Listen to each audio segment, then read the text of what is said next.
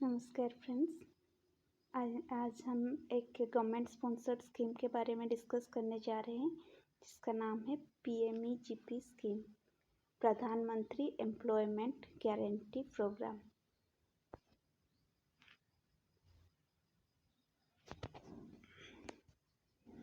पहला इंट्रोडक्शन में हम पढ़ेंगे PMEGP मीन्स प्रधानमंत्री एम्प्लॉयमेंट गारंटी प्रोग्राम। ये जो स्कीम है ये 2018 में आपका दो स्कीम का मर्जर के दौरान किया गया था, जिसका नाम है प्राइम मिनिस्टर रोजगार योजना, अनदर है REGP rural employment guarantee programme. दो स्कीम है जो इसका मर्जर में हमारा PMEGP स्कीम 2008 अगस्त में स्टार्ट हुआ था। तो PMEGP का नोडल एजेंसी है KVIC, khadi and village industry commission, which is administered by ministry of micro small and medium enterprise. ये एक सेंट्रल सेक्टर स्कीम है। दो प्रकार के स्कीम है, एक है सेंट्रल स्पॉन्सर्ड स्कीम और है एक सेंट्रल सेक्टर स्कीम। जो सेंट्रल सेक्टर स्कीम है उसमें सारे के सारे पैसा जो सेंट्रल गवर्नमेंट के दौरान यूज़ होता है, और जो सेंट्रल स्पॉन्सर्ड स्कीम है उसमें कुछ पैसा सेंटर से और कुछ पैसा स्टेट से होता है। जो सेंट्रल सेक्टर स्कीम है उसका पूरा का पूरा जो पैसा रहता है वो सेंटर ही खर्च करता है।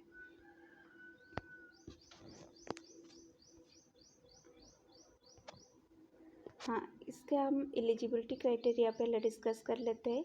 एलिजिबिलिटी क्राइटेरिया में पहले जो इंडिविजुअल है वो 18 साल का उम्र का होना चाहिए, और इसमें SHG भी पार्टिसिपेट कर सकते हैं, और आपका cooperative societies those are involve in production and institution registered under society registration act 1860 के अंदर जो रजिस्टर्ड है वो लोग भी उसमें पार्टिसिपेट कर सकते हैं।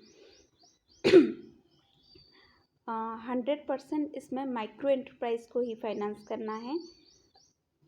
नो मिनिमम इसमें कोई इनकम का क्राइटेरिया नहीं है। आपका पहले से कोई इनकम नहीं चाहिए स्कीम के लिए रजिस्टर होने के लिए और इस स्कीम के लिए लोन पाने के लिए। PMEGP जो है वो बहुत ही पॉपुलर स्कीम है।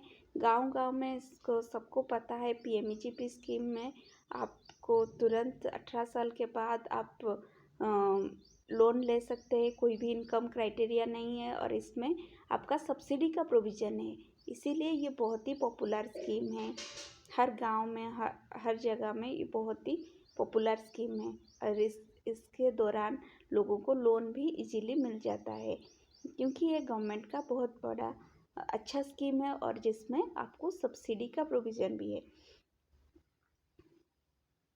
और इसमें जो एंटरप्राइज फाइनेंस होना चाहिए वो न्यू होना चाहिए, मतलब आप पहले बिजनेस शुरू करना चाहे तब भी आप इसमें लोन ले सकते हैं। एजुकेशन, इसमें कोई एजुकेशन का क्राइटेरिया नहीं है, जैसे कोई इनकम का क्राइटेरिया नहीं है वैसे एजुकेशन का क्राइटेरिया नहीं है। पर इफ़ आपका प्रोजेक्ट कॉस्ट 10 लाख से ऊपर है सब सर्विस के लिए, और मैन्युफैक्चरिंग के लिए आपका 10 लाख से ऊपर है, और सर्विस सेक्टर के लिए प्रोजेक्ट कॉस्ट 5 लाख से ऊपर है, तो आपका 8th पास होना चाहिए, जो कि मिनिमम क्राइटेरिया है, और उसके नीचे है आपको तो कोई एजुकेशन का क्राइटेरिया नहीं है। इसमें आप सब्सिडी का प्रोविज़न देख लेते हैं। पहला जो बहुत इम्पोर्टेंट है, सब्सिडी के लिए आप अब अगर आप जनरल कैटेगरी में हैं तो आपका 15% अर्बन एरिया में है और 25% रूरल एरिया में है। 25% रूरल एरिया में अगर आप स्पेशल और इसमें मार्जिन मतलब जो पैसा आप खुद से इन्वेस्ट करोगे, मतलब मान लो आपका प्रोजेक्ट कॉस्ट 10 लाख का है, तो जनरल कैटेगरी में 10% मतलब 9 लाख बैंक से लोन लेंगे, और 10 लाख आपको 10 लाख का है तो 9 लाख आप बैंक से 1 लाख आपको खुद से इन्वेस्ट करना है। अगर आप स्पेशल कैटेगरी में है तो आपका मार्जिन 5% है, मतलब अगर आपका 5 लाख का लोन है तो आपका 5 लाख से आपको 5% मतलब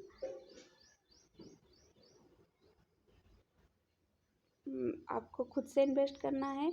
और उसमें स्पेशल कैटेगरी में आपका अर्बन एरिया में 25% है, रूरल एरिया में 35% सब्सिडी का प्रोविज़न है।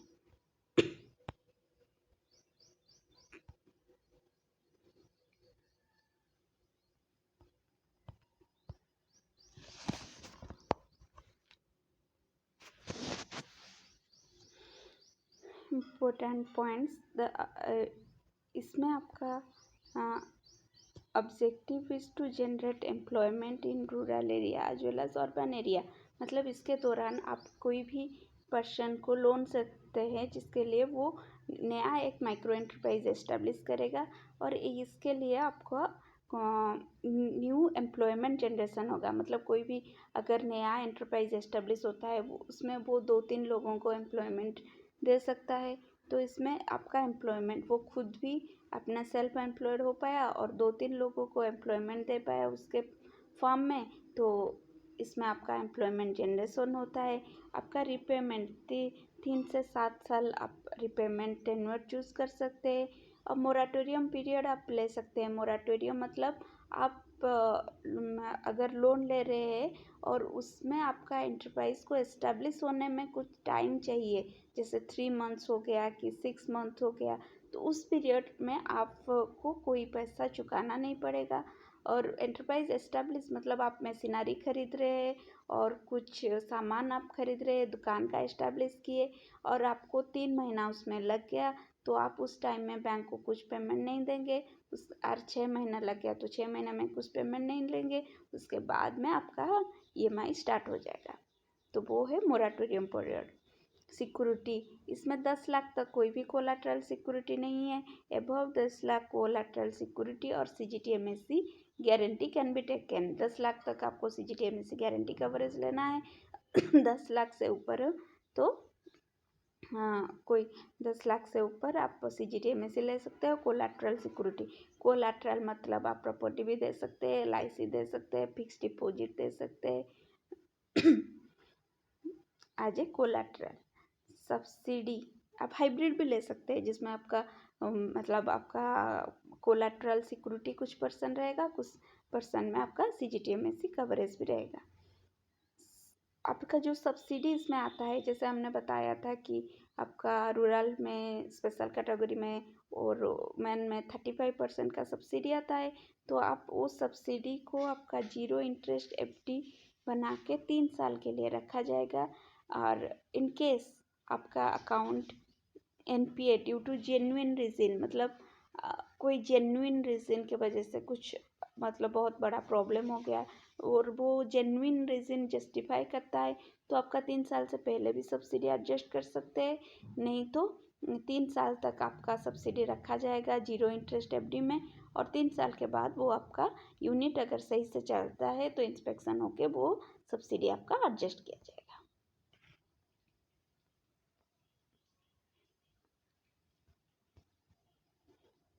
इसमें आपका प्रोजेक्ट कॉस्ट के बारे में पहले डिस्कस कर लेते हैं। प्रोजेक्ट कॉस्ट आपका माइक्रो मैन्युफैक्चरिंग है। आपका एक मैन्युफैक्चरिंग है जिसमें आपका सामान को तैयार किया जाता है। सर्विस सेक्टर है जिसमें आप सर्विस प्रोवाइडर का काम करते हैं। तो मैन्युफैक्चरिंग एंटरप्राइज के लिए आपका मैक्सिमम प्रोजेक्ट कॉस्ट 50 लाख से और सर्विस सेक्टर में मैक्सिमम प्रोजेक्ट कॉस्ट 20 लाख से। For manufacturing, working capital component should not be more than 40%. Manufacturing में आपका जो वर्किंग कैपिटल है, वर्किंग कैपिटल मतलब जो आप रॉ मटेरियल परचेज के लिए जो कैश क्रेडिट बैंक से लेते हैं वो percentage should not be more than 40%। 40% से ज़्यादा होना नहीं चाहिए। और सर्विस सेक्टर में जो working capital component not more than 60%। 60% से ज़्यादा होना नहीं चाहिए। मतलब बाकी आप फिक्स्ड कैपिटल में एक्सपेंस करेंगे। यहाँ पे 60% मैन्युफैक्चरिंग में फिक्स्ड कैपिटल में और यहाँ पे 40% आपको फिक्स्ड कैपिटल आपको सर्विस सेक्टर में प्रोजेक्ट में देना है। और इसमें इसके लिए आपको एक ईडीपी ट्रेनिंग लेना है। ईडीपी ट्रेनिंग आपका 5 डेज़ का होता है अगर project cost 5 lakhs and above 5 lakhs के लिए 10 डेज़ का ईडीपी ट्रेनिंग होता है। और अगर ऑनलाइन आप ले रहे तो 30 आवर का प्रोजेक्ट 30 आवर का होता है अगर प्रोजेक्ट कॉस्ट 5 लाख है, और एबव 5 लाख के लिए 60 आवर्स का होता है।